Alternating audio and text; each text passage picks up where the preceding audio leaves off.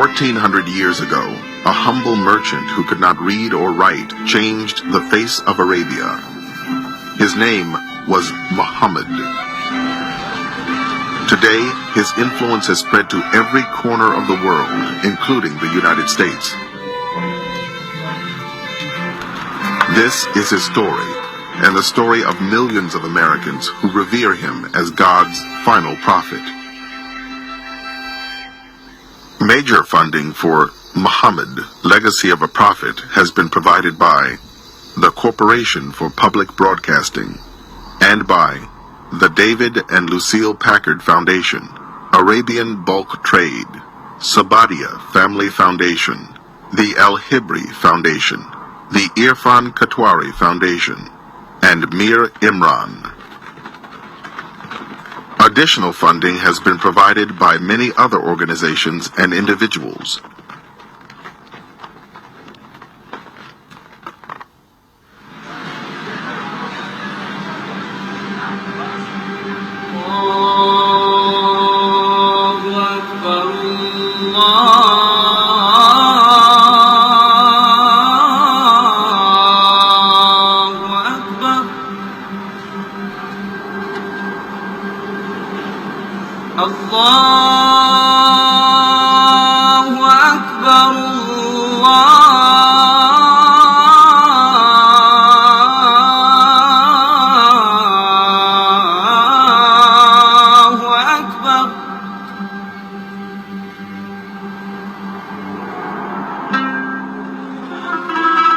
He was neither tall and lanky, nor short and heavy-set.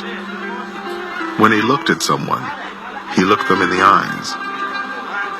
He was the most generous-hearted of men, the most truthful of them in speech, the most mild-tempered of them, and the noblest of them in lineage. Anyone who would describe him would say, "I never saw before or after him the like of him." Muhammad, described by a contemporary. Muhammad was a man who faced an absolutely hopeless situation. There was a whole continent, virtually, of people killing one another in an endless, hopeless vendetta, going down a chute of violence and warfare, feeling that society was coming to an end and had no hope. He gave them hope, single-handedly. In a space of 23 years, he brought peace and new hope to Arabia and a new beacon for the world. Islam, the religion Muhammad first brought to Arabia, now claims 1.2 billion followers around the world.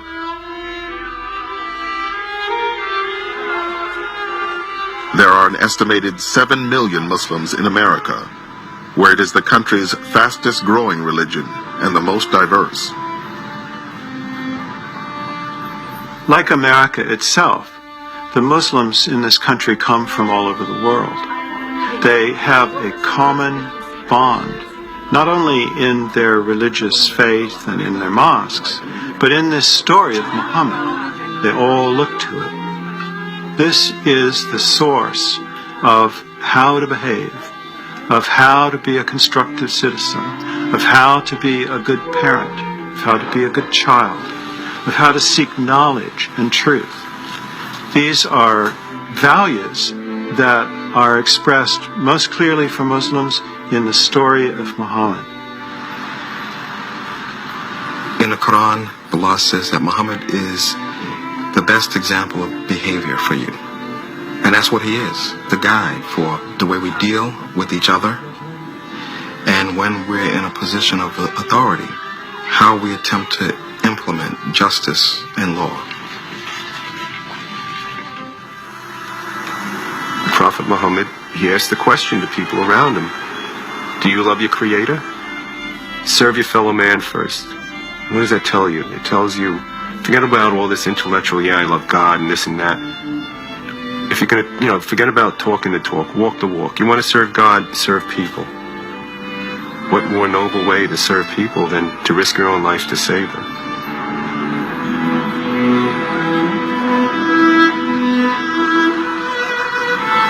September 11th has changed the whole world. And it has also put the Muslim community in the spotlight. How about the dub installation? Muslims have a lot of hostility being hurled at them. But this is also a time of transformation. Many people are very eager to understand Islam and want to know who is the Prophet, what is the Quran, who are the Muslims, how do they live. Through the stories about Prophet Muhammad, we were able to make connections, and all of a sudden you would feel that you could relate to things that happened 1,500 years ago, and that the issues weren't old-fashioned, they were universal. And that's what he's taught me.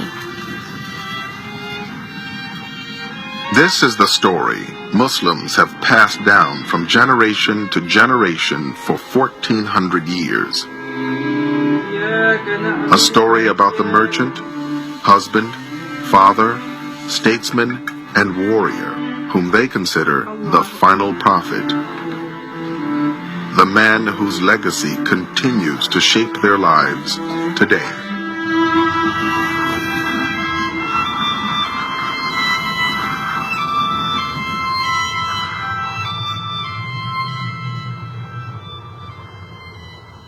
The life of Muhammad is, even in its details, probably better known than any other major religious figure before modern times. His followers made careful efforts to record memories that they had of things that he had said and things that he had done. Many of these traditions may have been made up later on, but at the core, there seems to me to be little reason to doubt that there is a picture and a portrait of a living man. According to Muslim sources, Muhammad bin Abdullah, or son of Abdullah, was born in the year 570 in the city of Mecca, in what is today Saudi Arabia. A poet of the times described Mecca as a place where winter and summer were equally intolerable. The world into which Muhammad arrived was a brutal one, defined by hunger, violence, and tribal warfare. You could not exist without your tribe. An individual in this dangerous world had absolutely no chance of survival, and that meant that the tribe had become perhaps the most sacred value in Arabia.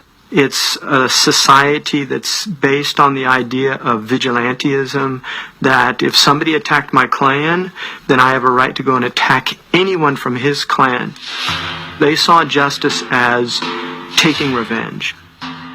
The Arabs of the 6th century had no written code of law, no common religion, and no central government. In this dangerous world, Muhammad had the good fortune to be born into Mecca's powerful tribe, the Quraysh. But his father died before he was born, and his mother died when he was only 6. His uncle, Abu Talib, was left to raise the young orphan. He surely had to have worried about his future, what will he be? And so he must have been a very introspective child. Muhammad had the habit of going out in the desert and contemplating the stars and thinking about why he was an orphan and how would life be to him in the future.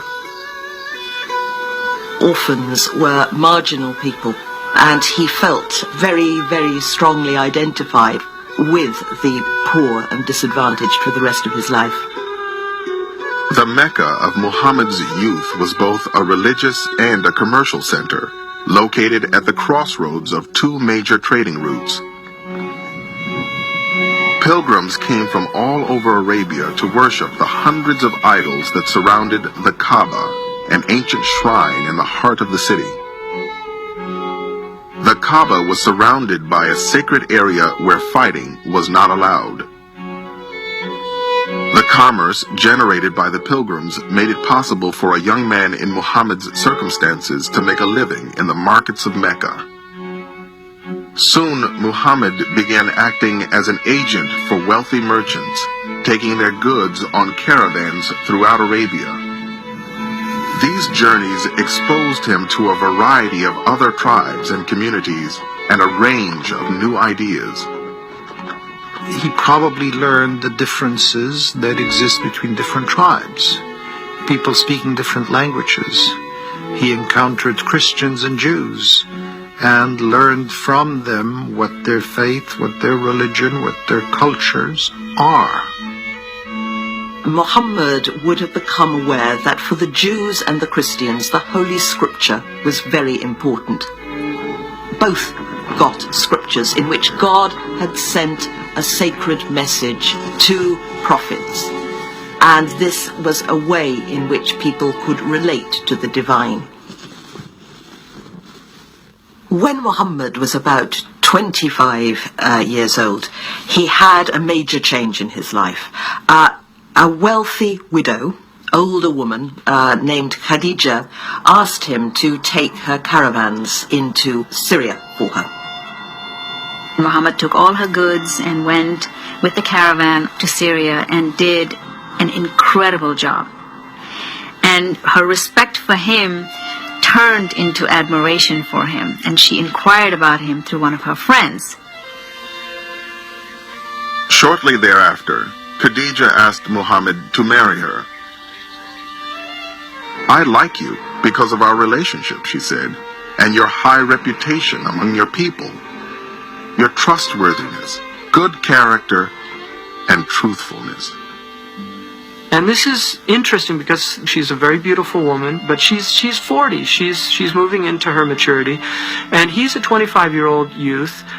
He's an orphan, and he accepts this proposal, and it's arranged through the family, and he does indeed marry her. And people have often said rather sneeringly that this was just a marriage of convenience on his part. He'd just married the wealthy widow for his own gain and profit. But there's no doubt in my mind that he deeply, deeply loved Khadija. Over the course of their marriage, Khadija and Muhammad had 4 daughters and 2 sons who died as infants. He was a family man and a successful and respected merchant. But as Muhammad approached his own 40th birthday, he was becoming increasingly restless and troubled by the problems of Meccan society. Within a few generations, they had gone from this kind of brutal existence in the Arabian steppes to becoming financiers, bankers, businessmen, merchants with a lot of money. And this was great, of course, and people were delighted, but it was a very disturbing time because the market economy demanded, as we know only too well in the West, a strong competitive streak. People no longer felt that they had to take care of the poor and the needy and the weaker members of Quraysh any longer. They had to make as much money as they possibly could. They had a marvelous society. They had a trading town. They were booming. They were doing business. They were living like an affluent society. And when you have an affluent society, the tendency is to become hedonistic, to look at, what are the pleasures of life? Muhammad would often retreat to the mountains outside Mecca to meditate. It was on one such retreat in the year 610 that Muhammad had an experience that would transform history. The Prophet used to retire from time to time into a hill called Jabal al-Nur, the mountain of light.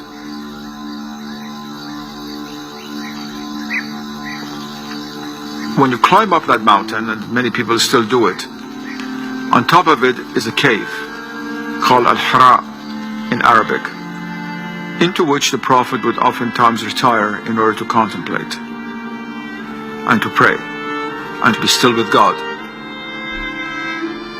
The coming of the revelation was an immediate act. The descent from heaven came suddenly. Muhammad was woken from sleep and felt himself absolutely enveloped by a terrifying divine presence. He says it's an angel that seemed to squeeze him in a devastating embrace, and it felt as though all the breath was being squeezed out of his body, and a voice said to him, "Recite." And Muhammad said, "No, I am not a reciter." The voice again said, "Recite. Recite." And then squeezed, as he said, almost beyond his endurance, Muhammad felt the first inspired words of a new scripture in Arabic pouring from his lips. اقرأ باسم ربك الذي خلق. That is, recite in the name of thy Lord who created. And Islam had come into being. And the Prophet, of course, having received the divine word, began to tremble and tremendous fear, because there's no common ground between the human reality and the divine reality. He ran out of the cave. When he ran out of the cave, he looked back, and the archangel filled up the whole of the sky. Everywhere you looked, there was Gabriel. Not just a single angelic image, but a presence, a being, a power. This is how the ineffable, incomprehensible, utterly transcendent, indescribable God makes itself known to us. This was something that really shook him to the very core of his being. And he goes down from that mountain and he is shaking. And I think it's shock. Here's somebody who's gone looking for this transcendent reality, and this transcendent reality is now replying. Muhammad was so shaken by this experience, he feared he might be possessed. He ran home directly to Khadija. And there he flung himself into her lap, and he said, cover me, hold me," until the terror had passed. Khadija was the person who reassured him. He said, "Have I become a kahin, a soothsayer?"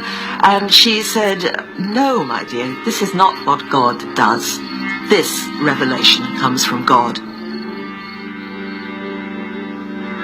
The message Muhammad received on the Mountain of Light was simple. He was to recite the words of the one true God. But Muhammad still had doubts that his experience was genuine. Khadija thought it would be a good idea to go to consult her cousin, Waraka, who was a Christian. She's saying, we need to go to somebody that knows about these things. Because if you're told you're being given a message from God, well, there have been previous messages. So let's go ask Waraka, who knows the scripture. He knows the Torah and the gospel. And as soon as Waraka heard about this, he immediately said, Muhammad is the prophet who will bring the revelation of the one God to the Arabs. And he warned Muhammad that he would have a really rough time. He says, your people are going to reject you and they will chase you out of this city. This has never come to any human being except they were persecuted, because this is basically undermining the paradigm. And after a while, Muhammad began to realize that the messages he was receiving fit a pattern that he knew about from Jewish and Christian tradition as well, and that is that there are such things as prophets. There are people who receive messages from the divine, and that he began to realize that indeed he was one of them as well. When we think of prophecy, we come from a tradition in America where we think of Charlton Heston, you know, with a great big beard, and the wind's always blowing, and he's wearing raggedy clothes, and they're ranting people, you know, they're ranting, raving. In the Islamic view, a prophet isn't this kind of person at all, but it's a person who has been selected very reluctantly from his people. God selected them, and they couldn't get out of the clutches, in a sense. They had to do it. you have to think in terms of a tribal Bedouin society. What is the worst thing that could happen to somebody? It is not death. It is shame. And so I'm sure that in his own mind, the idea of being shamed was probably very important. And think of the double loss of face. You know, he's going to lose face, he's going to be shamed in front of his people, and he's going to be shamed in front of Allah who gave him that message. One of the drawing features to me as a non-Muslim who came from just a very diverse background was his humility and his humanness. Kevin James is a supervising fire marshal in Brooklyn, New York, who converted to Islam as a young man. I felt a kinship to him also personally, and there's probably about 1 billion Muslims who would say the same thing this personal kinship that they feel with him.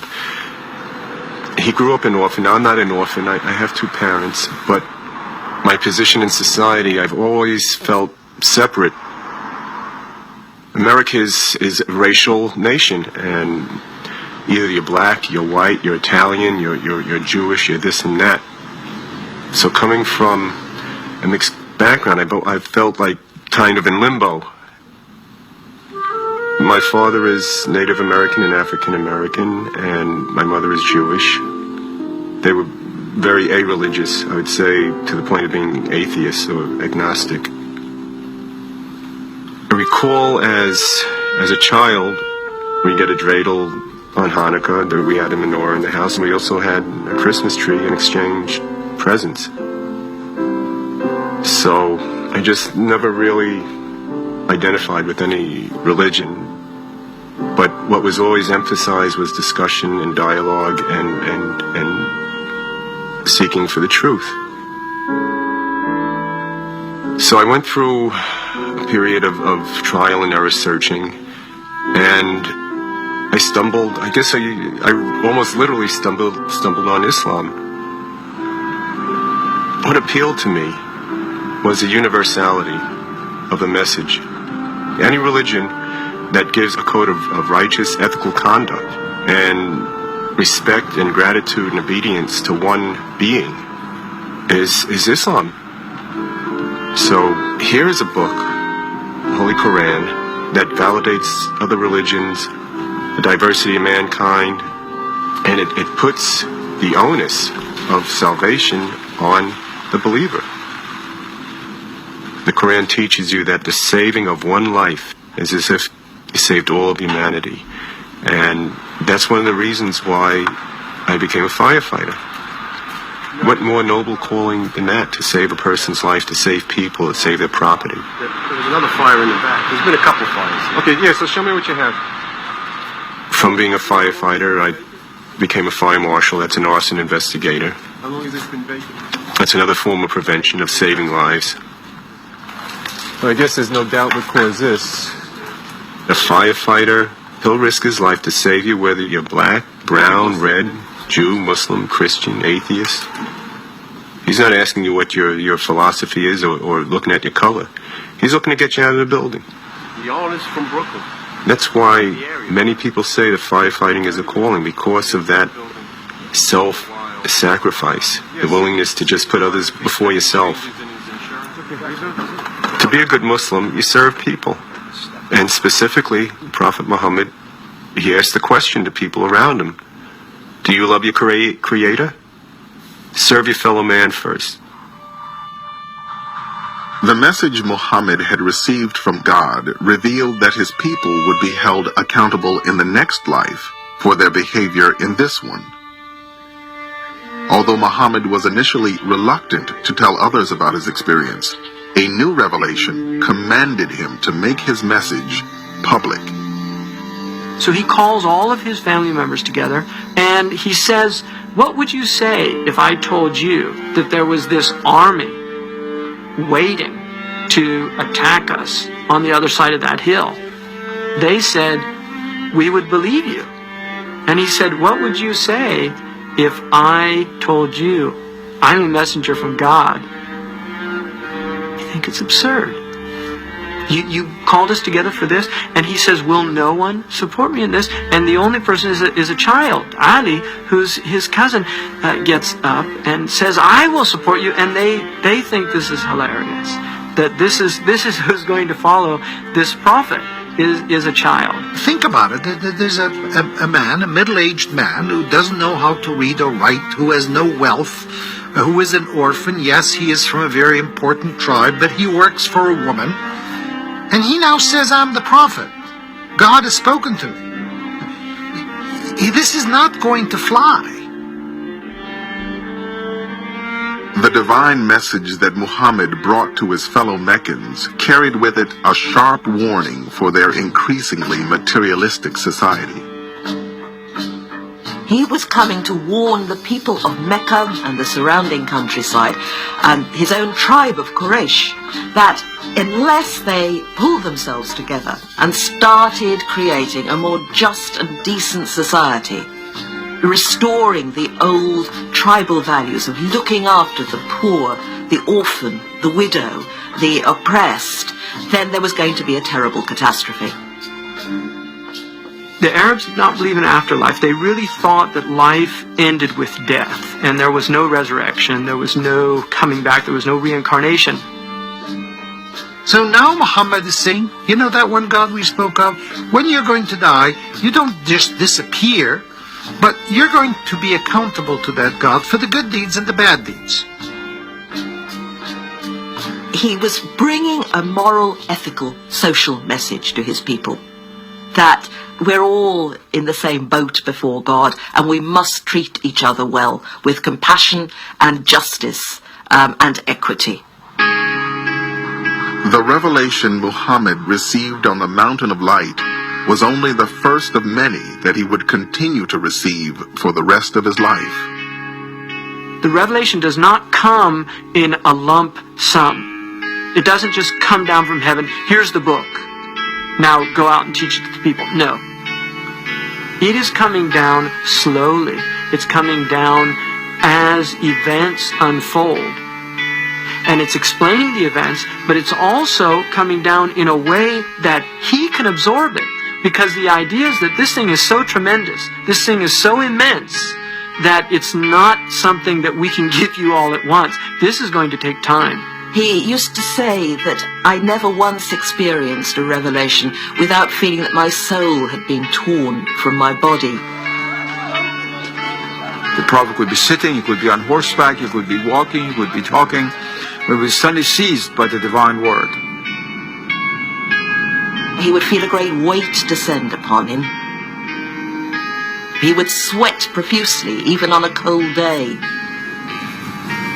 Sometimes, he said, it would be like the reverberations of a bell, and that, he said, is hardest for me. It's not the words that were coming, but he'd have to listen very hard for the meaning of what communication, divine communication, was coming through.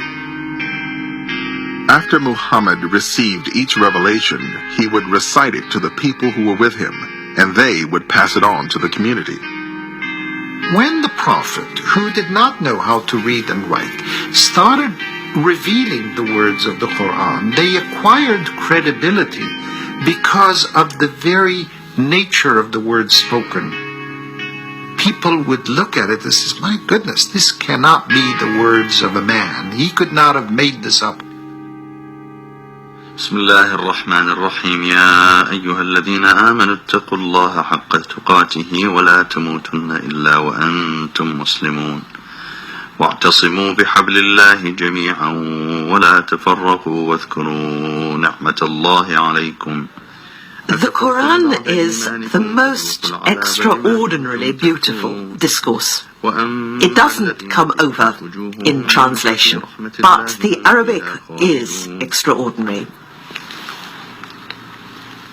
When the first Muslims heard the Quran, many of them were converted to the Prophet's message, not necessarily because of its content, but because of its beauty. أعوذ بالله من الشيطان الرجيم. That revelation was presented in a society where there were people who were professional memorizers. They could hear something recited once and they could repeat it. The recitation then by Muhammad was carefully preserved immediately in the minds of memorizers and in the minds of people who were able to write down notes. What we now call the Quran represented the complete collection of those words that Muhammad recited when he said, "This is the revelation of God." All we have of the Prophet and all we have of the Word of God is actually words. We don't have any pictures. We don't have any statues. All we have left is words. We can take those words and through the art of calligraphy, we can make them more vivid, more accessible. For Muhammad Zakaria, words are the basis of an art form. To prevent idolatry, Muhammad discouraged the creation of any images of himself or other prophets. Calligraphy eventually became Islam's highest art form. Among the sacred texts that Zakaria writes is the Hilya, a portrait of the Prophet in words. Transmitted from Ali, who, when asked to describe the Prophet, would say, "His face was not narrow, nor was it fully round, but there was a little bit of roundness to it. When he looked at someone, he looked at them with his face turned perfectly towards them. Whoever saw him unexpectedly was in awe of him, and whoever associated with him familiarly loved him. Anyone who would describe him would say, I never saw before him or after him the like of him. Peace be upon him." That's the most famous of the Hilyas. It gives you a description of the qualities of a person so that you can almost see them in your eyes, in your mind's eye. I like to think it's like having a little memento of the Prophet near you so that you can look at it and think of it now and then. And, of course, he's not with us, but the Hilya brings him his presence a little closer. Muhammad was always very insistent that he was not a divine figure, and he always warned his followers not to do with him what the Christians had done to Jesus and put him on a pedestal and say that he was God or divine. He was not. He was an ordinary human being, and the Muslims have taken that seriously. But what they do say is that Muhammad is the perfect man. That if you look at Muhammad, you can see how a perfect act of surrender to the divine can be made. Allahu Akbar. Muhammad's message slowly began to attract followers, especially among the downtrodden and the oppressed within Meccan society. It's really the people that don't have anything to lose and everything to gain. They're the ones that are responding to this message. Many of the followers are poor people, slaves, women that don't have protectors. It's spreading amongst the disenfranchised of Mecca. Prophet Muhammad noticed that he lives in a society that downgrade women. They were viewed as second-hand citizens, an object of personal belongings that belong to the man. And that disturbed the Prophet. Early in his prophetic career, Muhammad condemned female infanticide. Later revelations would give women legal rights in marriage, allow them to divorce, and protect their inheritance rights. Of course, it's absurd and anachronistic to expect Muhammad to be a feminist in the 21st century sense. But nevertheless, what he did for women in the context of his time was amazing. Although most women were second-class citizens in pre-Islamic Arabia, Muhammad's own wife, Khadija, was wealthy and powerful. There's been this idea that women prior to Islam were chattel, that they had no rights. And I think that for many, many levels of the women, that is true. But for a certain level of woman, which Khadija would have been amongst, that is not true.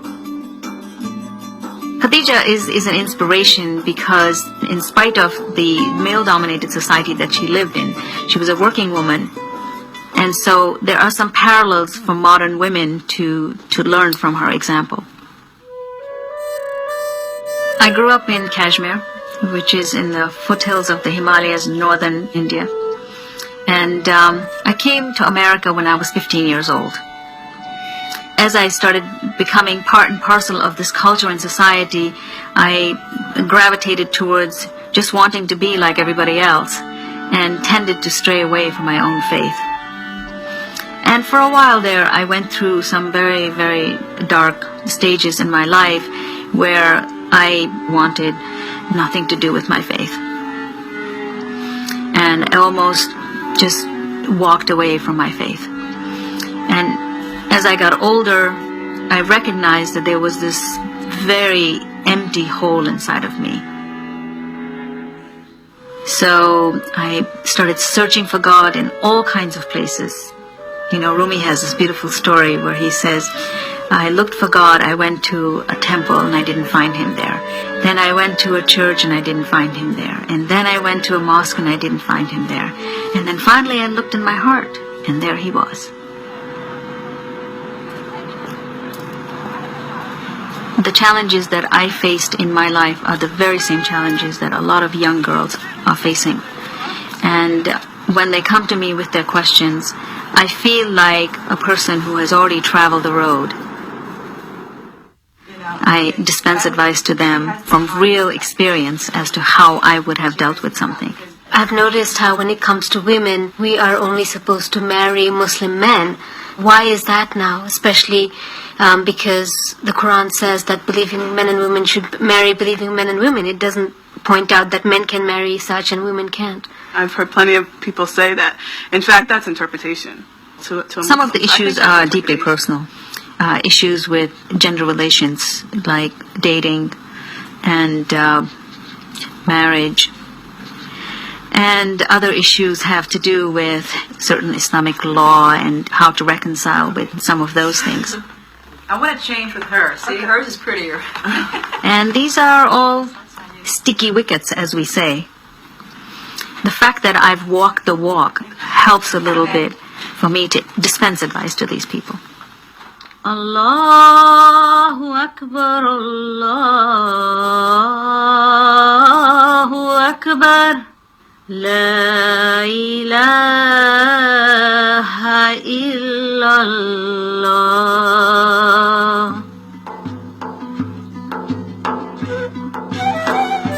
In Mecca, opposition to Muhammad was growing. His message of monotheism and his campaign against idolatry threatened the lucrative trade that fueled the Meccan economy.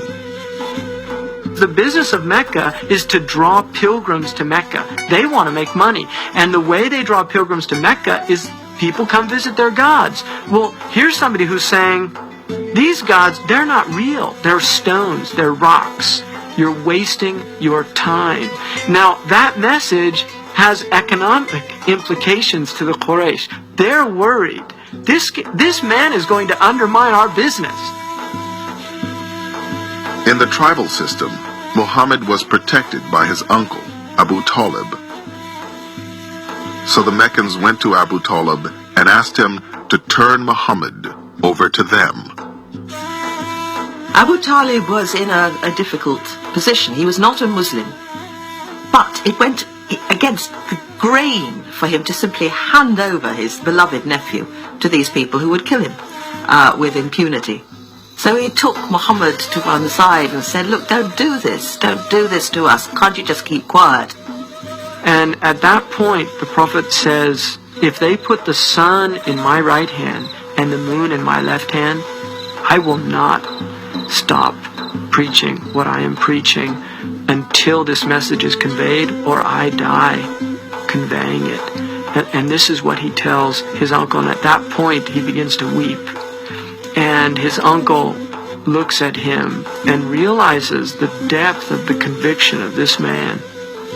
And he says, say whatever you want. You have my protection. One of the things that the Prophet Muhammad ﷺ taught us was that it is our duty to try to correct injustices in the world. And if you see something wrong, change it with your hands. If you're not able to, then speak out against it. And if you're not able to do that, then feel bad about it in your heart. But that is the weakest form of faith.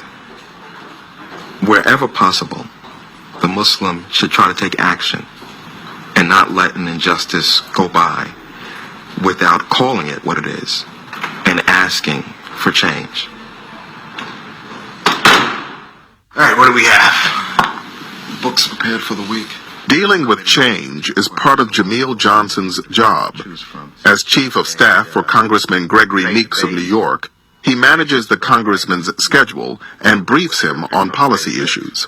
The biggest problem with the bill is that there's the issue of discrimination using federal funds. Because it's not like a private grant. You're telling me that you recommend a no vote. I'm recommending a no vote. As we had said in the beginning, I'm going to give you the technical part and what I think the issue is. You take care of the politics. Good deal. What else we have? My goal is not necessarily to simply seek votes or campaign money or to be accepted as a part of the game. As Muslims, we must seek justice. So what I try to do is educate. In many cases, the best thing that you're able to do with that kind of education is decrease prejudice and increase understanding. If I practice my Islam on the job and do that without trying to interfere with anyone else's practices, whether it be religious or otherwise, then I make it easier for the next Muslim that comes on board. Especially also if I do a good job, because then some of the prejudice, some misunderstanding goes away. One of the narrations. Johnson coordinates the Friday prayer service, or Jummah, on Capitol Hill. From the mosque of the It's grown since we started it. Used to be sometimes 3, 5, 10 of us. Now there can be up to 40, 50 people. We're busting out of the room that we're in. It's kind of a re-energizing, kind of refilling our fuel tank with faith again for the rest of the week. The image of the messenger gives us an example of somebody who was extremely successful as a head of state. Nevertheless, he never had to compromise his integrity.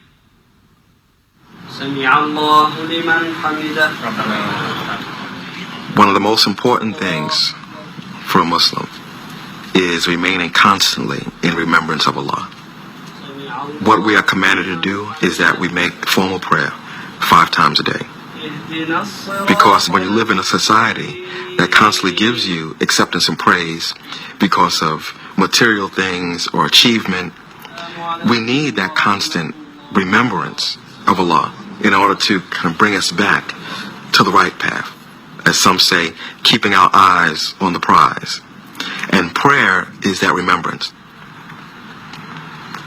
Even though Islam isn't the biggest faith in America, even though it sometimes is ridiculed, the fact of the matter is that I can practice.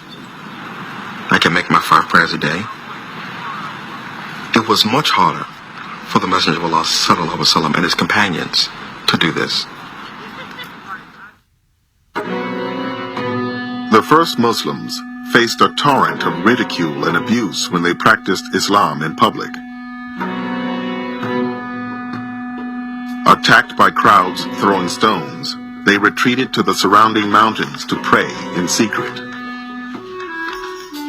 Many pagan families split apart when their children converted to Islam.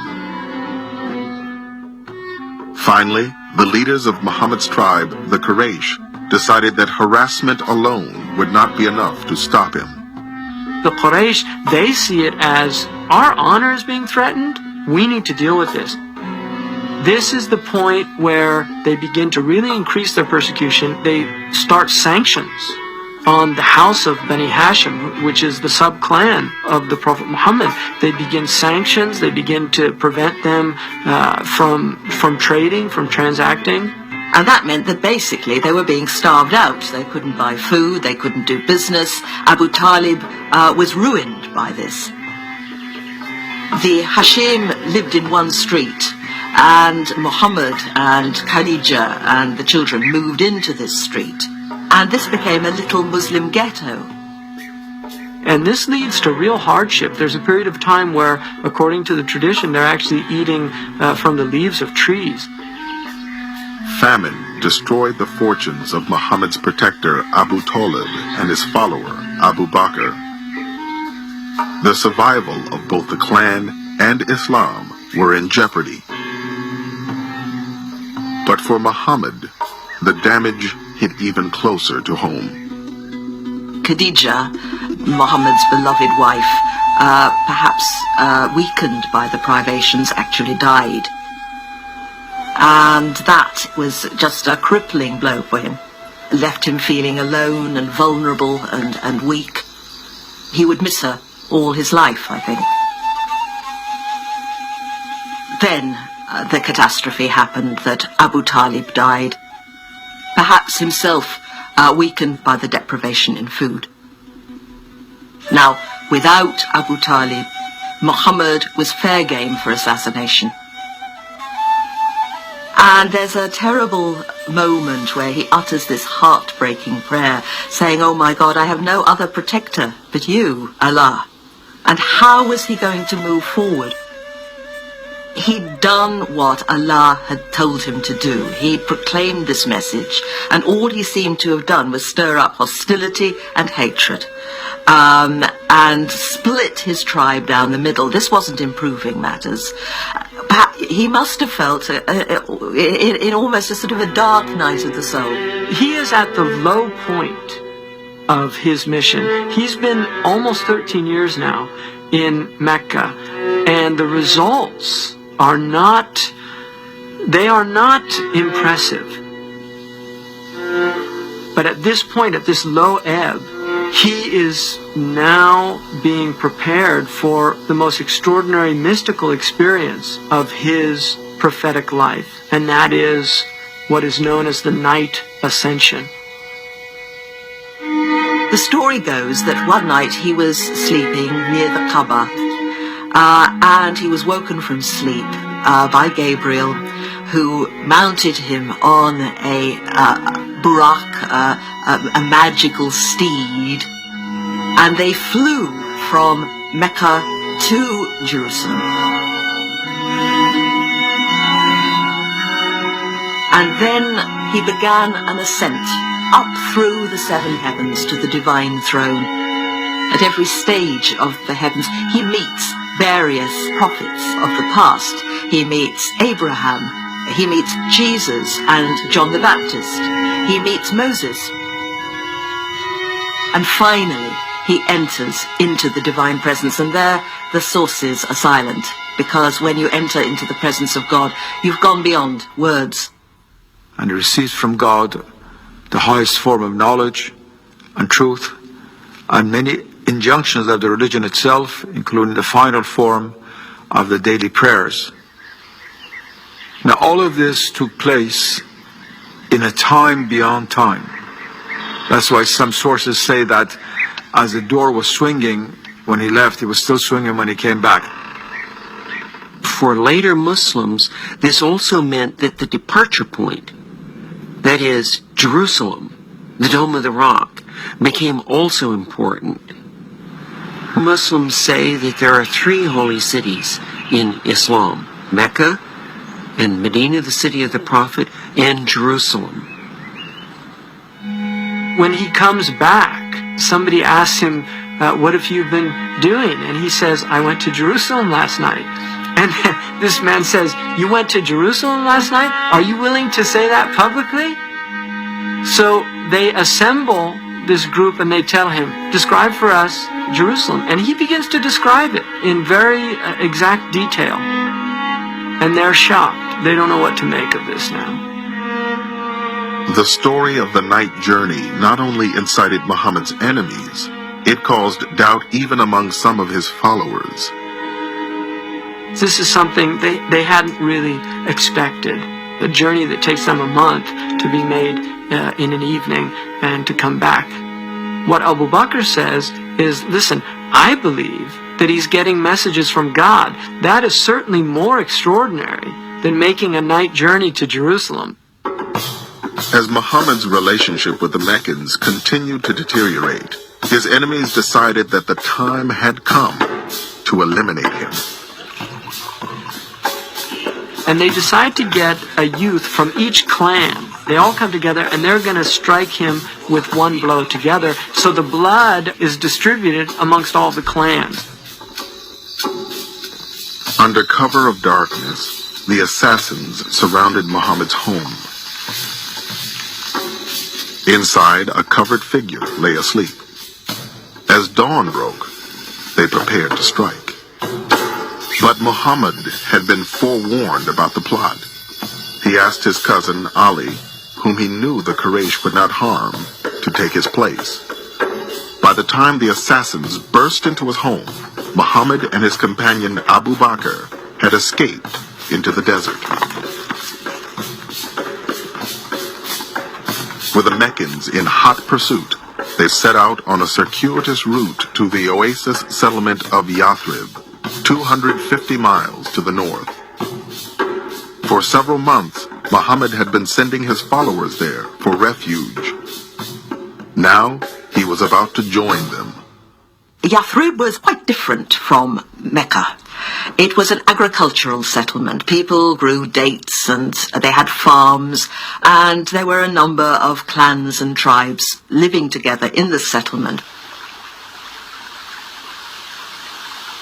The settlement was engulfed in tribal warfare of the worst kind. It was an example of where the whole system in Arabia was beginning to break down. One killing led to another, and nobody could seem to find a solution. Nobody, that is, until the clans of Yathrib heard about the trustworthy Muhammad, hoping he could unify its warring factions, which included two major pagan tribes and their Jewish allies. A delegation from Yathrib had taken the dramatic step of inviting Muhammad to move to their settlement. The deal is that he will serve as their binding arbitrator. That is, both sides to the conflict have agreed already that they will accept the arbitration of Muhammad, whatever it would be. The people of Yathrib vowed that they would take the Muslims on board as honorary tribesmen. They would be their protectors. Anyone who hurt the Muslims, they would retaliate, and the Muslims agreed to do the same. This move from your tribe to join up with people who were of no kin to you at all was absolutely unheard of. Muhammad was really going off into the wilderness here. He was breaking every tie, doing something utterly shocking and novel. When Prophet Muhammad was leaving, he stood up on a hill, and he was looking on Mecca, and his tears were coming down of his eyes, and he talked to Mecca and he said, God knows that I love you, Mecca, so much, but it is your people who are chasing me out. In Yathrib, Muhammad's followers anxiously awaited the Prophet's arrival. Had the man they hoped would save them been able to save himself? Had the Meccans captured or even killed him? When Muhammad finally reached the outskirts of the city, his relieved followers rushed to greet him with a song Muslims around the world still sing 1400 years later.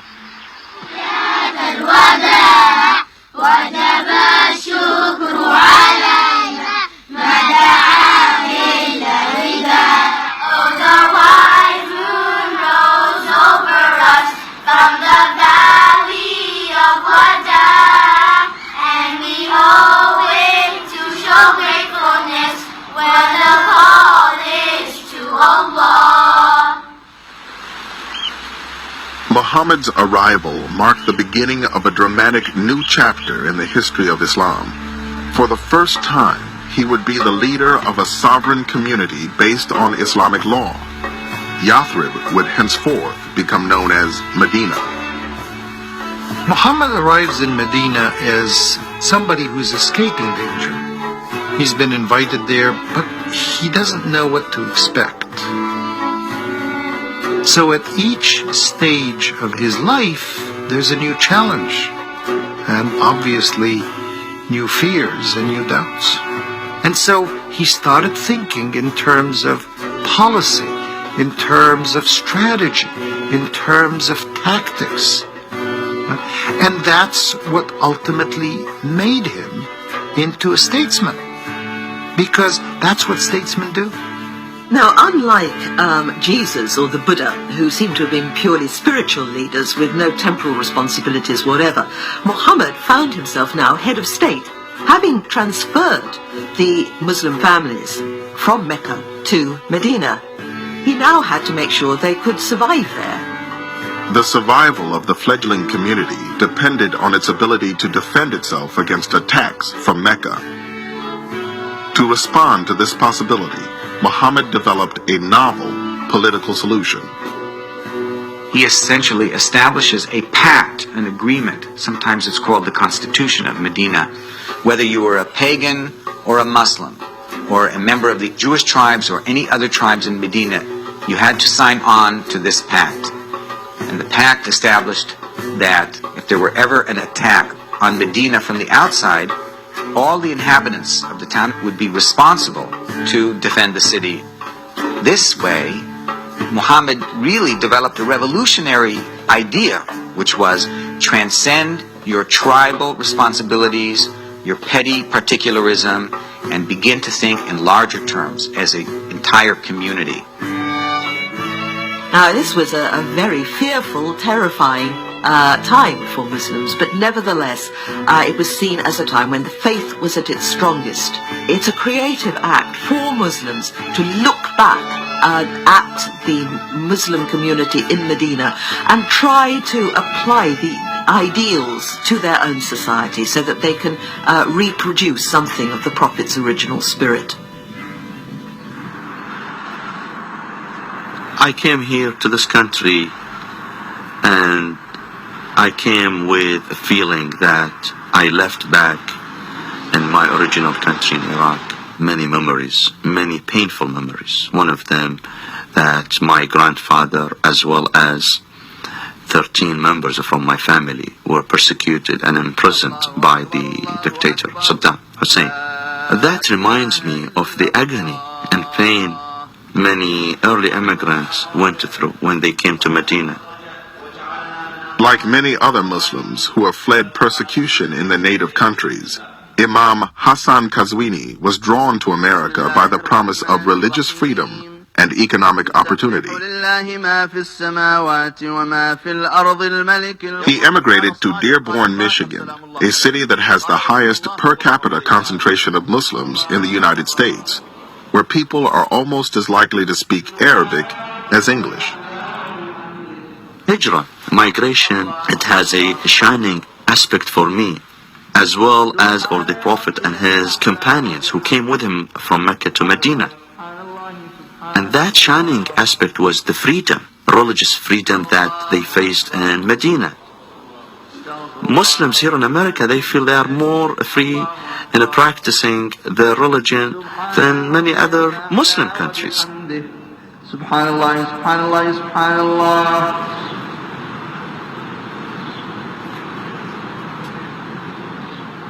In many ways, this whole immigration process from Mecca to Medina very much parallels what's happened in my own city here in Dearborn, in our own backyard. And I see it play out in the hospital where I work. بيتكلم عربي فما مشكلة أبدا بس ولكن إذا تحتاجين أي كان شيء هو بيتصل فيي وأنا برجع بتصل فيكم. Najah Bazi is a nurse at Dearborn's Oakwood Hospital. She conducts training sessions to help bridge the gap of understanding between the hospital staff and their Muslim patients, many of whom are immigrants. I know you're all nurses, and I know that you're in this profession, just as I am, to serve, to do a good job.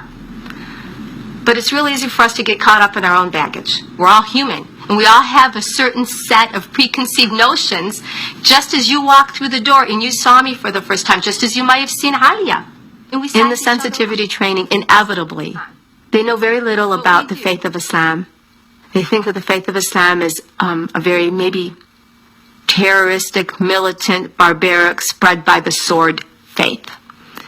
And so when they have a Muslim up there talking about patient rights, dignity, issues around health and illness, all of a sudden you see all of these stereotypes that people have as part of, the baggage as we grow up, just kind of fall. When you transcend culture, you arrive at a universal place where our humanness is all the same. You grieve the same. We all cry when someone we love dies. When we deliver, those of us who can deliver, we all experience labor. Something happened in Dearborn that further established a need for this kind of work. And that was a huge immigration process as a result of the Gulf War. As a critical care nurse, Najah Bazi often has to counsel patients with terminal illnesses, like this Iraqi immigrant who has just been diagnosed with uterine cancer. I said to her, "What do you think you have?" And she said, "I have an infection in the uterus," and they took it out. Maybe she's not hearing it the first time. Maybe she doesn't need to hear it. Maybe she can't hear it. They're just not saying the C word at all. And they're not using that word with her. And they want to just maintain hope.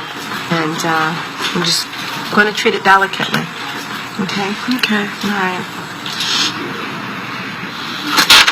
Okay. Thanks. Assalamu alaikum.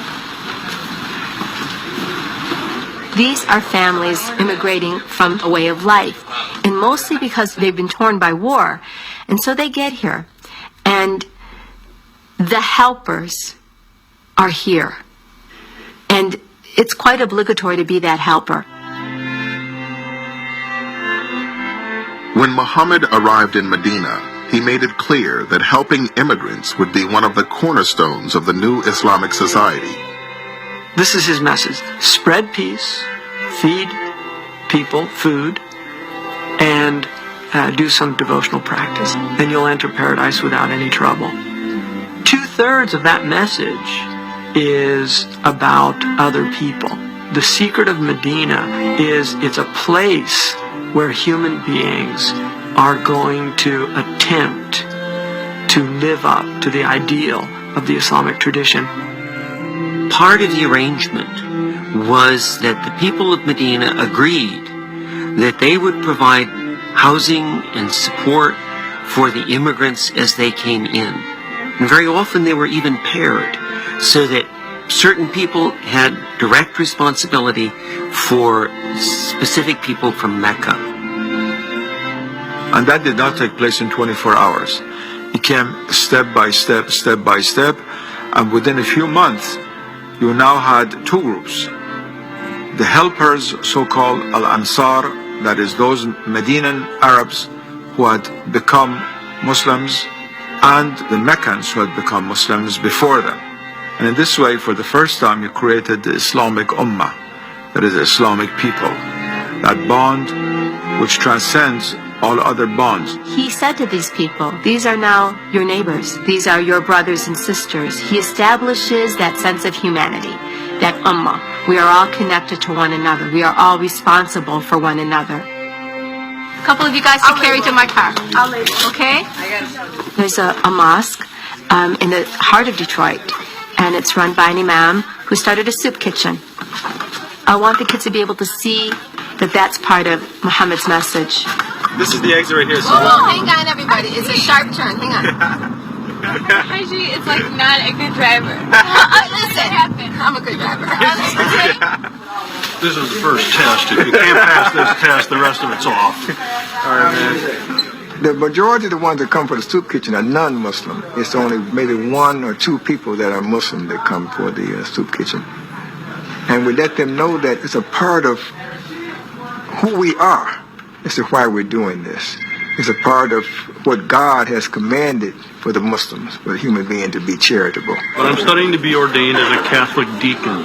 So I had run into Abdullah when he made a presentation about Islam. And, I was really attracted to the works of this mosque. I was never aware that there was an active part of Muslim faith life that really reached out to the poor. I wasn't even sure that it was part of your creed. Abdullah went through misunderstandings that would commonly exist. He started with the term black Muslim.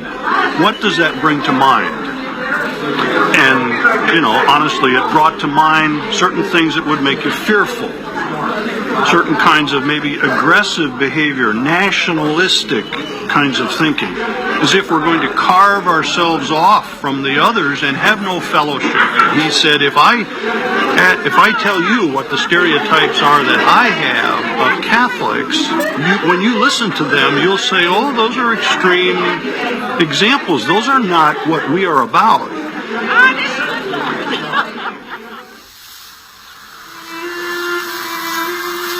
Dearborn is the place where the early immigrants of Arab, Lebanese, and Middle Eastern people came and settled down. This country embraced them and opened its door for them. Yet they needed time to adjust and go through that difficulty they faced when they came to this country. It's two different societies, two different cultures.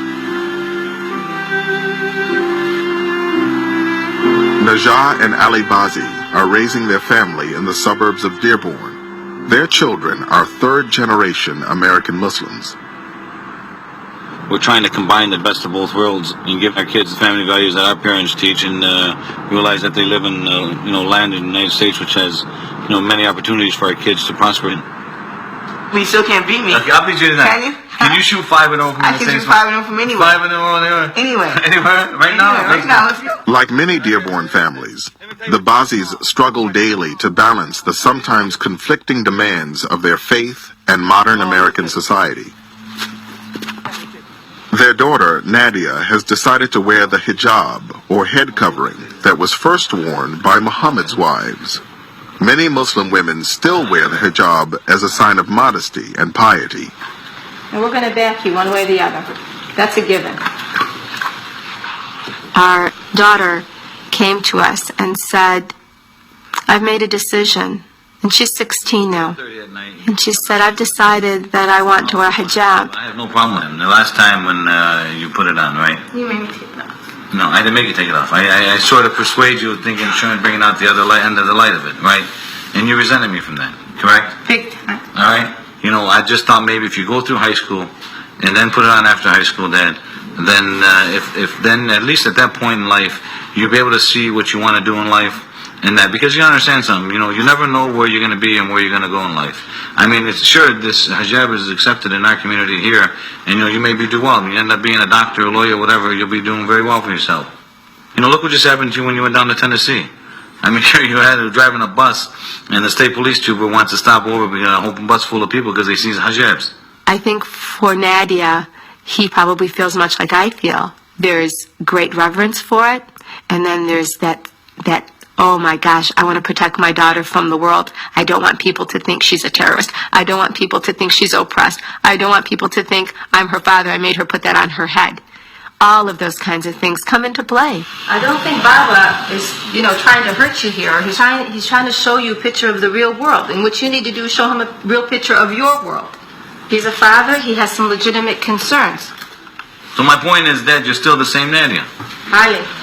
Maybe she's not done talking to you. No. If you've talked to her, give her a few minutes and then let her talk to you. Do you know that I'm doing this for myself and for you?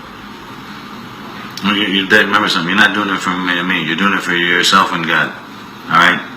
You're the one who has to answer to God. So do you. I will answer to God. Don't worry about it then. I have my positives and my negatives in life, and I will answer to God. Don't worry about it. But all that I do is a reflection of you. You're in good shape, man. You're in good shape, all right? So are we at peace? I never knew we were at war.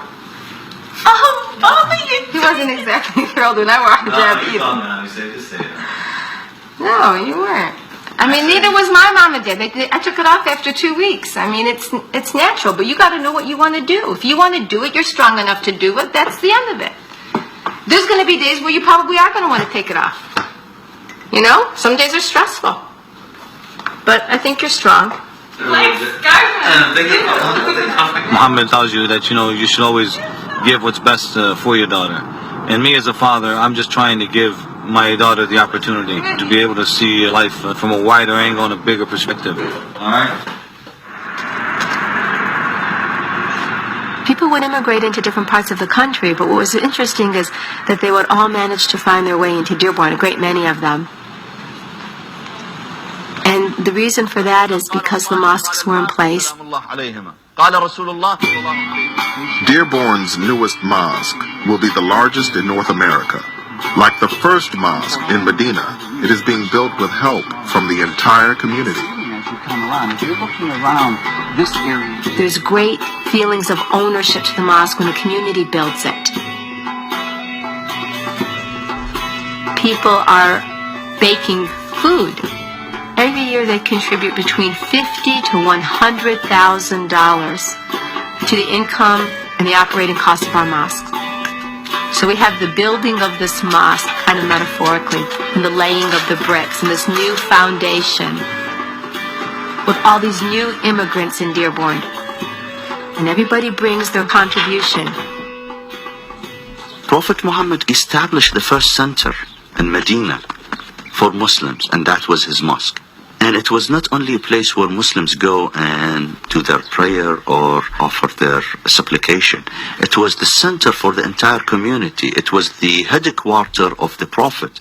He would become a judge and solve problems among people inside the mosque. So he receives delegations. He would declare war or peace. The mosque was serving multiple purposes in the life of Prophet Muhammad. It was at the mosque that Muhammad discussed a sweeping change in policy with his followers.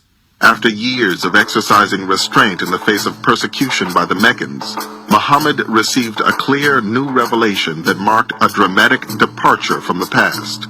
It gave the Muslims limited permission to take up arms in self-defense. The statesman was about to become a general. For 13 years, there's been no sanction to fight. Then a revelation comes that says, those who have been removed unjustly from their homes and have been fought because of their religious beliefs are sanctioned to fight, to defend themselves. Killing is always abhorrent. The Quran makes it very clear about that. And the Quran says that it's always wrong to start a war, to be an aggressor. But persecution is worse than killing. When people have been driven from their homes or deprived of their basic human rights, or when an evil ideology comes into the world, sometimes, regrettably, it may be necessary to fight, and sometimes lives will be lost. Muhammad's first large military engagement occurred near the town of Badr, when 313 Muslims set out to surprise a caravan from Muhammad's own tribe, the Quraysh. In a sense, the Battle of Badr, which became such a landmark in Muslim history, was a sort of mistake. The Muslims had planned a conventional raid, but the Meccans, when they heard that this band of renegades was attacking their great caravan, were so enraged they sent out the whole army against them. And the Muslims were convinced that they were going to die. He never wanted to fight the Meccans. I mean, the Meccans are his people, his friends, his family. He wants to co-opt them. He wants to make them the key, if you will, to the new Islamic Ummah that he's trying to form. So he doesn't want to go to war with them. As he prepared to lead the Muslims into battle, Muhammad took the unprecedented step of establishing clear rules of engagement for his army.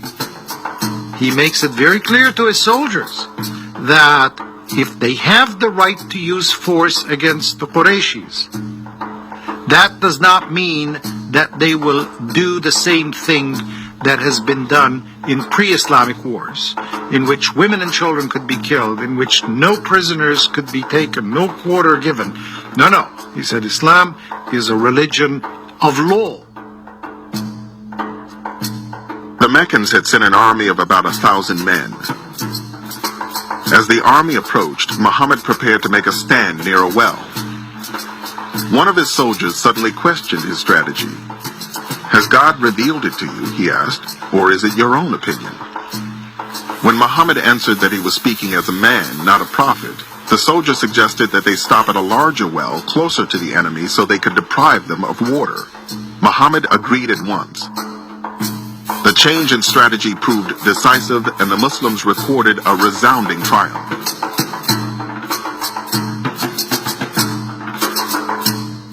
It was a victory that stunned the Muslims. It seemed like a complete reversal, like a miracle, almost a sort of revelation of God in history. A furqan, they called it, something that separated the just from the unjust. After the battle, Muhammad received a revelation claiming the victory for God. The Muslims felt that angels had been fighting alongside them. The victory reaffirmed their belief that God was on their side and raised Muhammad's status higher still. But his followers also knew that the Meccans would seek violent retribution. A year later, an army of 3,000 Meccans returned to face 1,000 Muslims in the Battle of Uhud. The resulting rout left the future of Islam in mortal peril. It was a horrible battle, and the corpses of the Muslims were mutilated by the Meccans, and the Meccan women, as was their wont, came out onto the battlefield and danced around the corpses. Many of Muhammad's soldiers lost their lives in the battle, including a rabbi who had honored the Medina Pact by fighting alongside Muhammad. The families of the fallen Muslims were now without protectors. Then, Muhammad received a new revelation, allowing Muslim men to safeguard these women and children by taking as many as 4 wives, but only if they could treat them equally. That in itself, in the context of Arabia, was a bit of a restriction because a man could have unlimited number of wives.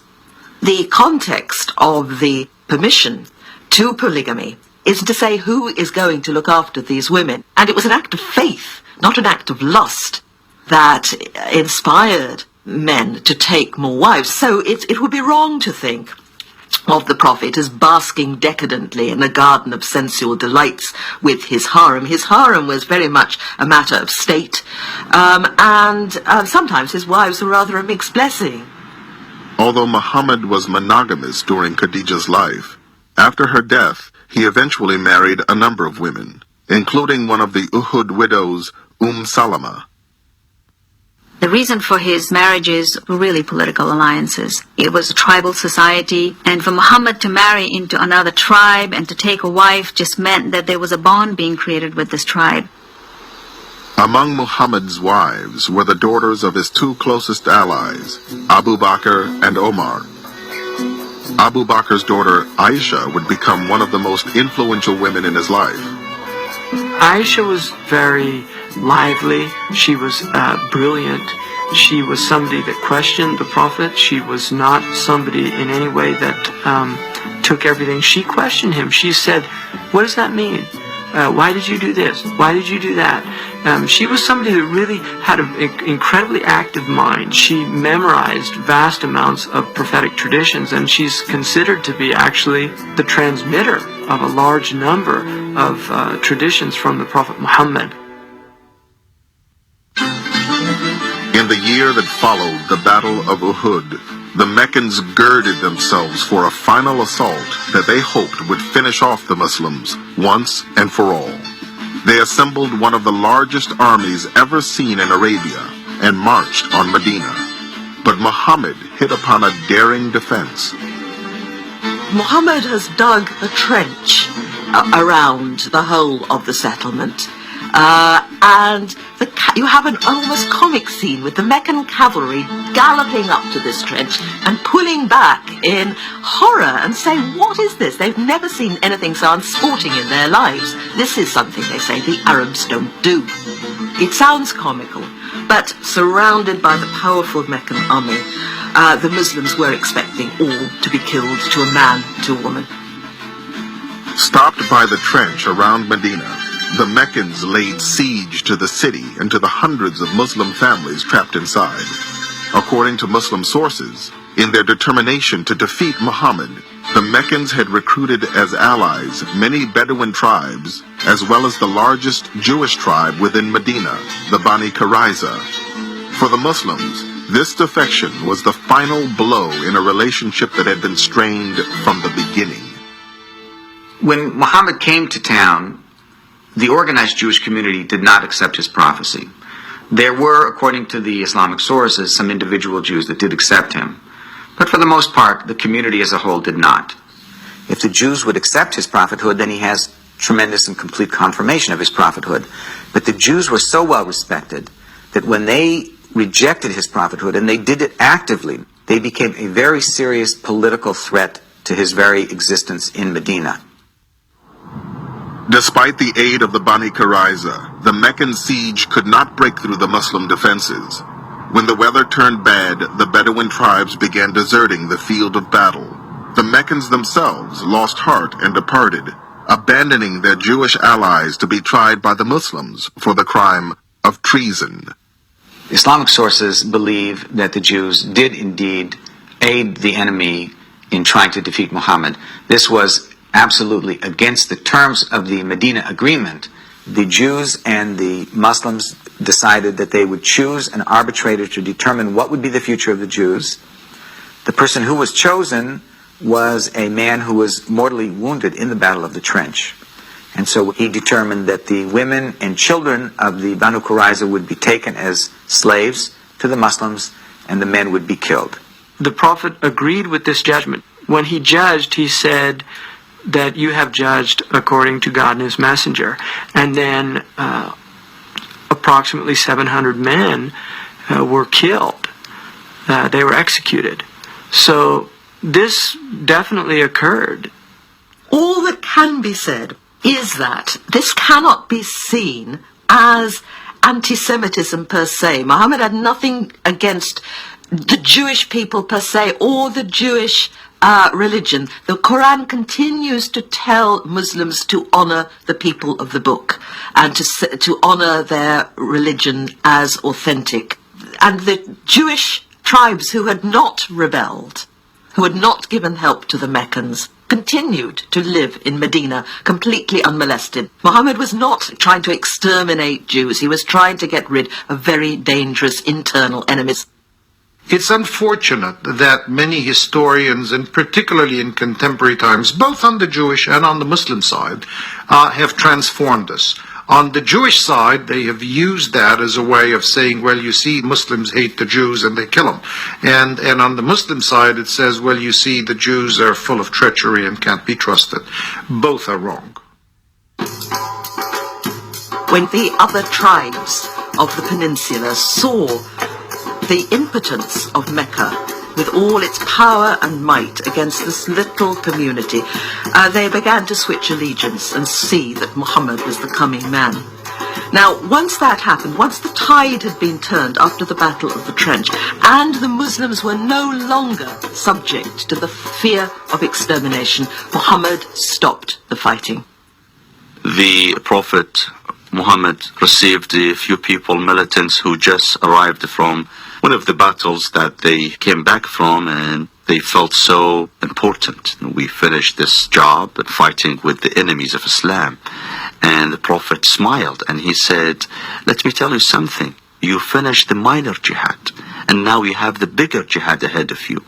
And they were stunned. They thought that they just finished the biggest achievement in their life by being willing to sacrifice their own life. And then the Prophet explained that the biggest jihad is the struggle against your own desires and limitations. Jihad does not mean holy war, primarily. The word means effort, striving. And it's always a hard struggle to put the word of God into practice. or when the Quran talks about struggling, or they're not talking always about fighting a holy war, they're talking about this immense struggle to implement a divine imperative in the flawed and tragic conditions of daily life. Fighting might sometimes have to be done as part of the jihad, but it is by no means the major imperative. I remember a quotation from Jesus, peace be upon him, who says that the first step in the reformation journey is to start with your own self. If you want to reform the society, you have to reform yourself first. And that's what basically the meaning of jihad.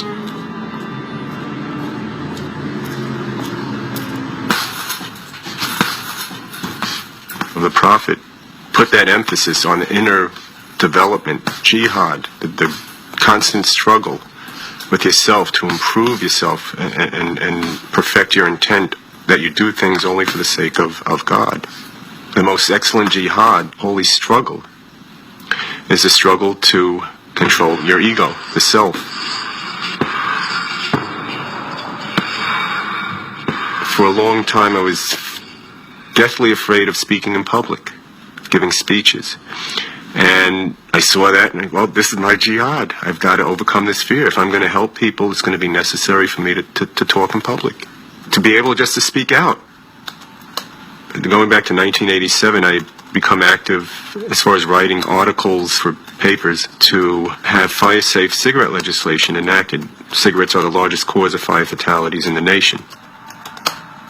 So I began writing, and because of my position, I could speak from the authority as a firefighter and now a supervising fire marshal. Going back to, if you save one life, it's like you saved all humanity. Well, I feel I was part of an effort to save thousands of lives each year because of this legislation that we passed in New York State.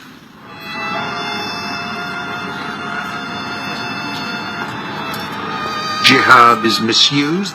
There is absolutely nothing in Islam that justifies the claim of Osama bin Laden, Al-Qaeda, or other similar groups to kill innocent civilians. That is unequivocally a crime under Islamic law. Acts of terror violence that have occurred in the name of Islam are not only wrong, they are contrary to Islam. September 11th, I hooked up with 2 other fire marshals. We found a place to park near the bridge, about several inches of soot. If it had been white and colder out, you would have sworn it was snow. We came over to Brooklyn Bridge. It was just like something out of a movie. It was very quiet, you know, that muffled sound that you have during a blizzard, you know, you can't hear your feet hitting the ground. It's just very muffled, very quiet. So we put on our turnout gear. We started heading over there, and it's just, I think I could speak for all of it. We're just all in a state of shock and disbelief. And I just felt, in the back of my head, please don't be Muslims doing this. And I just felt sick.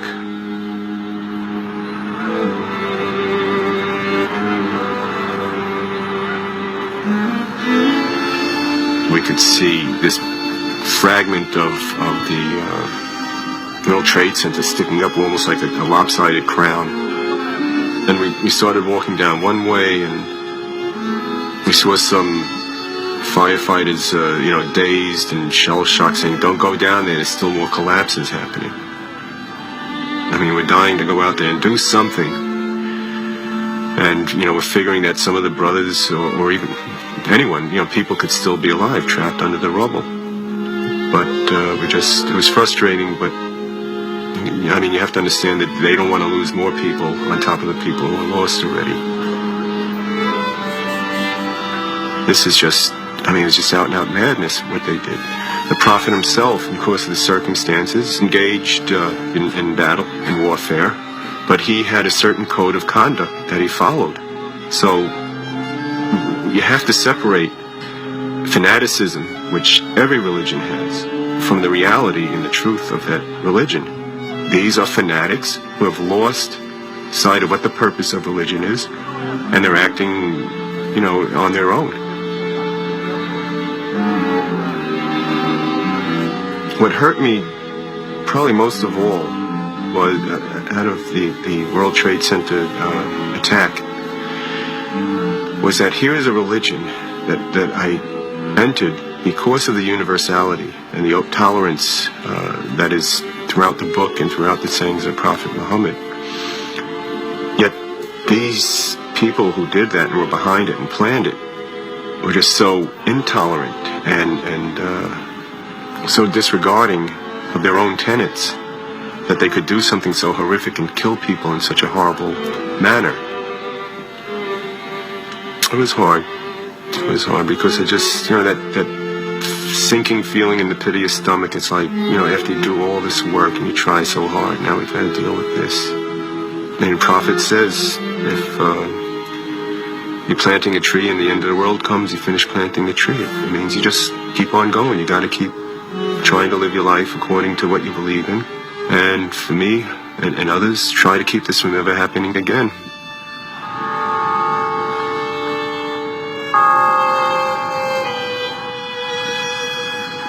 September 11th underscored the need to have dialogue with non-Muslims and other faiths to understand each other and to try to resolve these hot spots that fester and cause this type of hatred.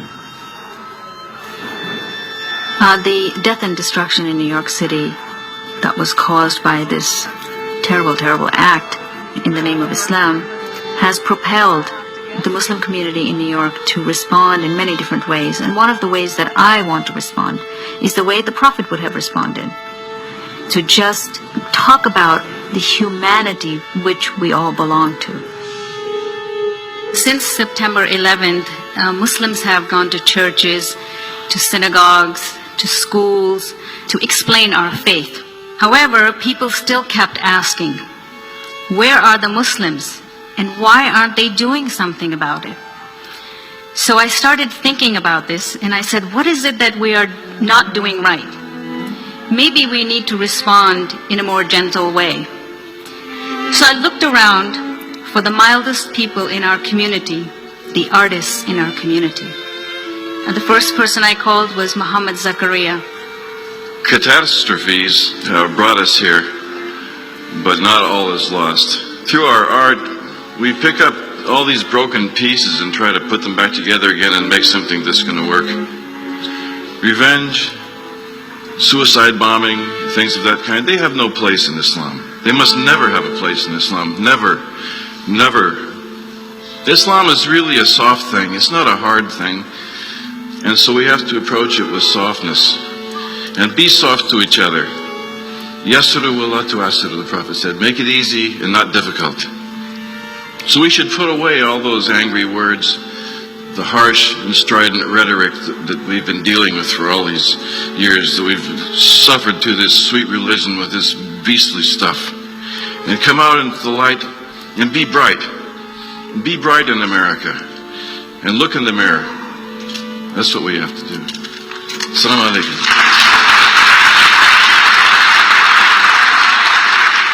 This piece is the golden rule of Islam.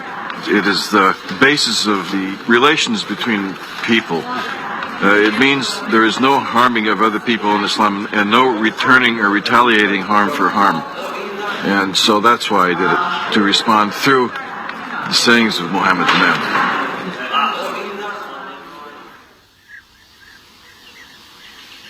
By the year 628, the battles that had occupied the Muslims for the preceding 4 years had come to an end. Once the Muslims were no longer fearing the threat of total extermination. Muhammad knew that the time for fighting had stopped, and it was now time to make an extraordinary initiative, a peaceful, non-violent initiative. He astonished the whole Muslim community and the whole community of Yathrib by announcing that he was going to go on the Hajj pilgrimage. dangerous as it was, and enormously risky as it was, about 1,000 Muslims volunteered to go with Muhammad.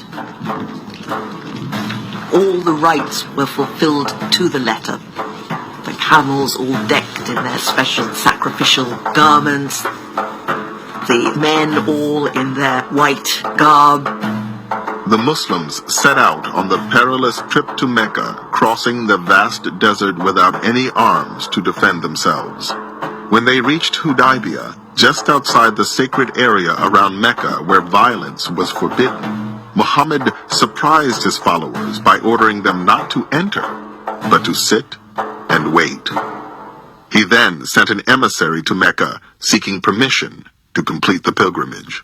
Muhammad knew, of course, that he was putting the people of Mecca into a really impossible position, because if they forbade Arabs to enter the city and perform the rites at the Kaaba, they would be abusing their position as guardians of the holy places. The Meccans themselves did not know what to do. When the emissary did not return quickly, the Muslims feared the worst. But Muhammad's gambit paid off. The Meccans offered to negotiate a treaty. With tensions running high, Muhammad began dictating its first line by stating his own name.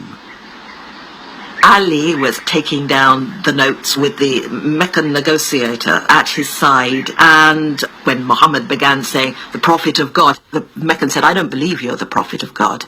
I can't sign to that." So he said, fine, Muhammad, son of Abdullah. And many of the Muslims felt that this was a major insult. The Muslims sitting round at Hudaybiyah watched this in utter dismay. There was almost a mutiny. 1,000 pilgrims stood refusing to accept this. Muhammad went back into his tent where he had his wife Salama, and he said to her, "What shall I do?" And she gave him some excellent advice. Part of the ritual of the Hajj was that you sacrifice a camel. And he went out and he sacrificed one of the camels, and somehow some kind of necessary tension was released. The ritual sacrifice of an animal traditionally marked the end of the pilgrimage. Grudgingly, the Muslims considered the pilgrimage complete and headed back to Medina. Muhammad had compromised on every major point in the treaty, but he had won the most significant concession. In return for postponing their entry into Mecca for a year, the Muslims had secured 10 years of peace and official recognition as a political entity. Muhammad had proved himself as capable a diplomat as he was a religious leader. There was wisdom in the treaty, because one of the things that was promised to the Muslims was protection as they moved throughout Arabia, that they would not be harmed, that they could move freely. And what was gained most greatly from that was the dawah, the teaching of al-Islam. On the way back to Medina, Muhammad told his companion Omar, "I have received a revelation which is dearer to me than anything else beneath the sun." It said, "Surely we have given you a clear victory." Then more and more and more people came to Islam. More and more people turned to Muhammad. It sent out a huge signal of strength of purpose, utter courage, utter panache, and utter wisdom, that of course he could go on to fight. Of course he could have gone on being the prophet with the sword. But there are times when to make peace is more daring, more creative, and more enduring. 1 year after signing the Hudaybiyah Treaty, Muhammad led his followers on a new pilgrimage to Mecca. After years of rejection, persecution, and humiliation, this was truly a moment of triumph. The first pilgrimage of the Muslims after Hudaybiyah must have been an extraordinary event for everybody, because the Meccans couldn't bear it. They decamped and went and sat up in the hills and mountains outside the city and watched this procession, huge procession of Muslims and some of their confederates coming on the Hajj, and as it were taking possession of the city, crying out the pilgrim cry, "Here I am, O God, here I come," in a huge cry. Then came the moment Muhammad had waited 7 long years to achieve. Muhammad sends Bilal, an African ex-slave, this lowest of the low in the eyes of the Meccans, up onto the sacred shrine of the Kaaba, what the Meccans regard as their shrine, to deliver the call to prayer. And the hills around Mecca are granite. They're set up for a sonorous voice. And the call to prayer resonates through the valley. Allahu Akbar, Allahu Akbar. Allahu Akbar,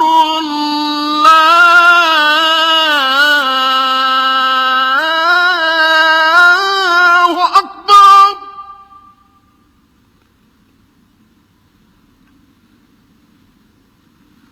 Ashhadu an la ilaha illallah.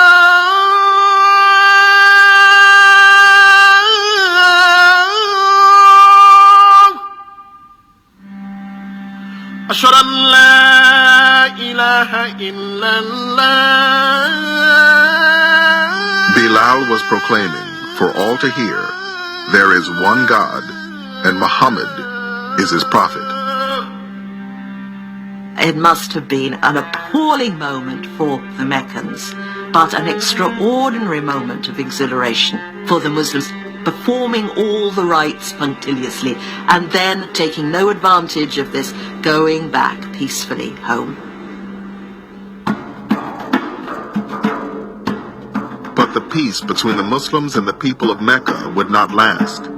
By the end of the year, the Meccans had broken the Treaty of Hudaybiyah by attacking a clan allied with Muhammad. In response, 10 days into the holy month of Ramadan, Muhammad and a Muslim army of 10,000 men set out to take Mecca by force. The Prophet felt he was strong enough to be able to conquer Mecca. But as the army approached the city, more and more leaders of the Quraysh, they realized that they were not going to win, and so many decided to join Islam. The Prophet entered the city without resistance. When he came into Mecca, he came in with his head bowed down. He did not come in as an arrogant, conquering warrior. He comes in humbled by a victory that he sees is from God. After circling the Kaaba 7 times, Muhammad destroyed each of the 360 idols that surrounded it. He then turned to the vanquished Meccans who had sought refuge inside the shrine, his own brethren, who had oppressed and attacked the Muslims for so many years. He says, if you were in my position right now, what do you think you would do? And the Meccans are afraid they're about to die. And then he says, you are all pardoned. He grants them all amnesty. And this was unheard of in this culture, unheard of in this society, and very unexpected among the Meccans.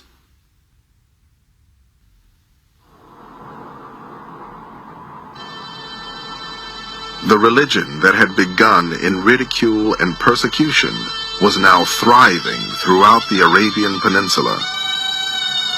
But shortly after returning to Medina, Muhammad received a premonition of his death. He told his daughter, Fatima, that every year during Ramadan, the angel Gabriel recited the Quran to him and asked him to repeat it. This year, Gabriel had asked Muhammad to recite the Quran twice. I cannot but think, Muhammad said, that my time has come. In February 632, Muhammad made what would be his final pilgrimage to the city of his birth. On his first pilgrimage, he had led a few hundred Muslims back to Mecca. This time, tens of thousands of believers followed in his footsteps. He arrives in Mecca as the leader of the Muslim people now, not as the enemy of the Meccans. And they begin to perform the rites of the pilgrimage. And during this period, Muhammad defines the rites of pilgrimage as they're performed today. Michael Wolff has written extensively about the Hajj, the traditional pilgrimage which every Muslim is expected to perform at least once. 2 to 3 million Muslims from around the world travel to Mecca every year for this 5-day ritual, which takes them in the footsteps of Abraham, the ancient patriarch from whom Muslims, Jews, and Christians all trace their lineage. In 1990, Wolff, a convert to Islam, took part in his first Hajj.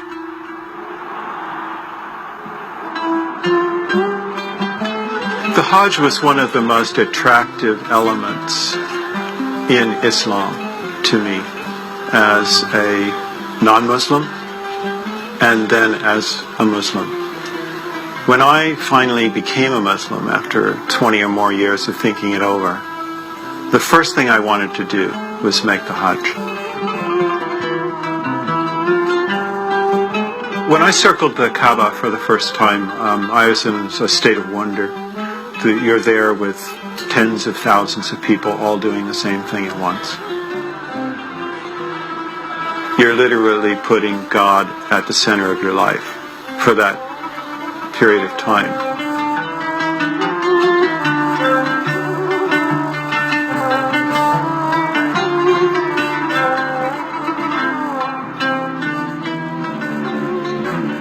At the culmination of the Hajj, on the plain of Arafat, on a small hill called the Mount of Mercy, Muhammad gave his final sermon. Here is a man who began his mission as this individual in Mecca, persecuted, with almost no followers, and his life is completed with a valley filled with tens of thousands of people that have accepted his message, and there he is preaching to them his final sermon, and in it, in a sense, is a summation of this universal teaching. He tells them to be good to each other and not to violate each other's rights, for men and women to treat each other humanely, for brothers and sisters to treat each other well, and for Muslims to treat each other as brothers and sisters. And perhaps most importantly, he calls an end to revenge, to blood killing, to the vendetta, which has bled this culture terribly since he was born. At the end of Muhammad's sermon, he does not list his achievements. This man has unified people. He has taught them monotheism. He has brought them to peace. And yet he doesn't mark these as his accomplishments. Quite the opposite. He asks his community, have I fulfilled my mission to my God and to you? You can hear in his words the desire for a completed mission. This is a man of faith who is unsure of his effects. This is a very human moment in which he needs to know and he asks. And the people affirm that yes, 3 times they say, yes, you have fulfilled your mission. This was not a leader who was looking for his legacy in time. It wasn't for any purpose other than to make sure that when he was going to face his maker, he was going to be accountable. And he would be in a position of saying, Allah, I did the best I could, and I hope I was successful in doing it. And that's all we can do as human beings.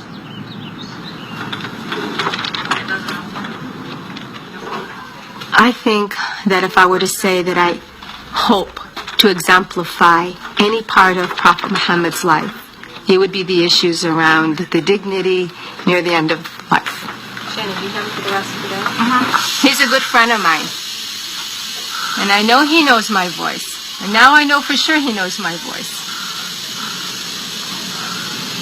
Hi. I'm visiting Mr. Hamoud, who is a patient that's terminal.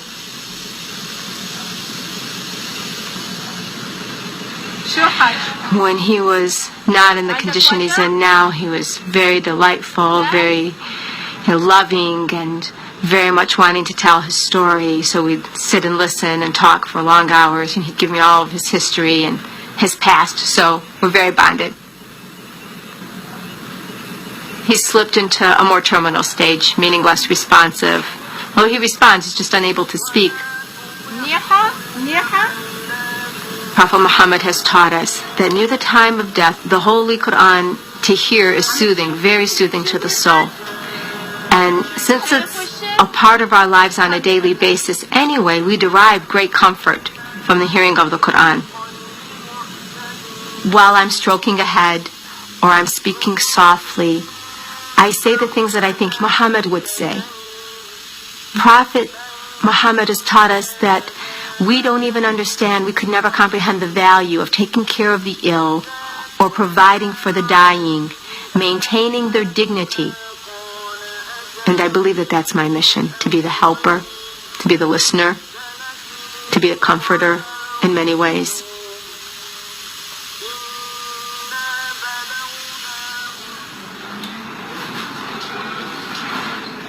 The Prophet knew that death was coming. He had an indication that he would not be around for much longer. Muhammad had been feeling ill. He'd had some fever. It was clear that he was in real difficulty in terms of his health. And the household seemed to be convinced that Muhammad was dying. And while he was on his deathbed, and there were many who surrounded him, especially his close companions and his family, he called for silence around him. And he wanted it to be a time of quiet and of peace and of calm.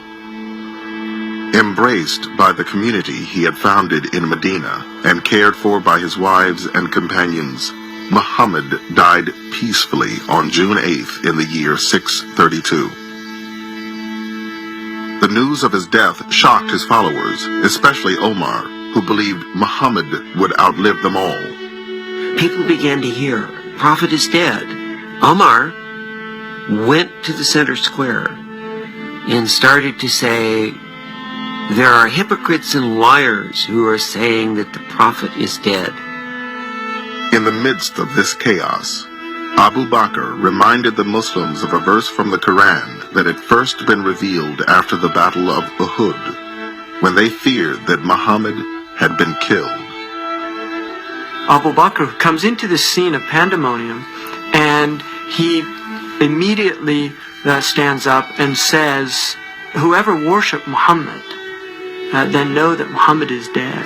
But whoever worshipped God, know that God lives on and never dies. And so suddenly these people are brought to their senses that indeed that Muhammad is a man, and men are mortal. And this is his legacy. He did everything within his power to prevent himself from being worshipped, because he recognized that that was a danger inherent in religious tradition, that the object of worship becomes the messenger and not the one sending the message.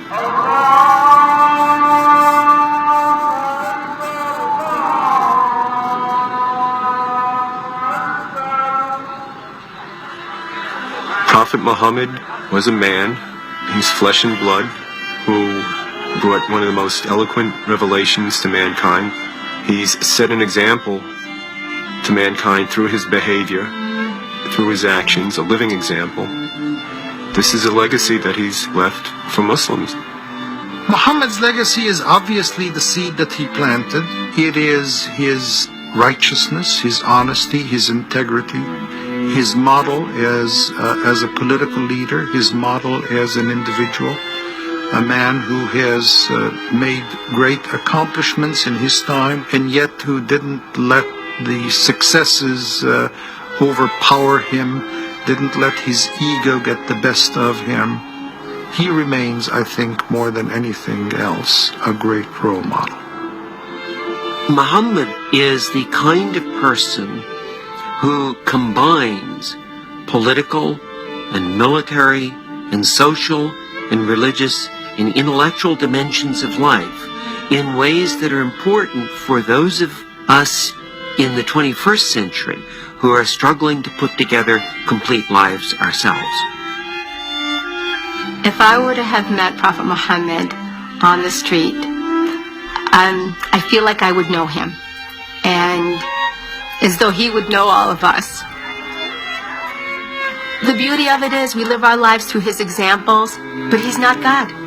Our reverence is to God, and our reference is to him. So how I walk, and how I speak, and how I carry myself, and how I treat my husband, and how I treat my mother and my father, and how I behave as a sister and a daughter and a nurse and a friend and a neighbor, that's all Prophet Muhammad in action.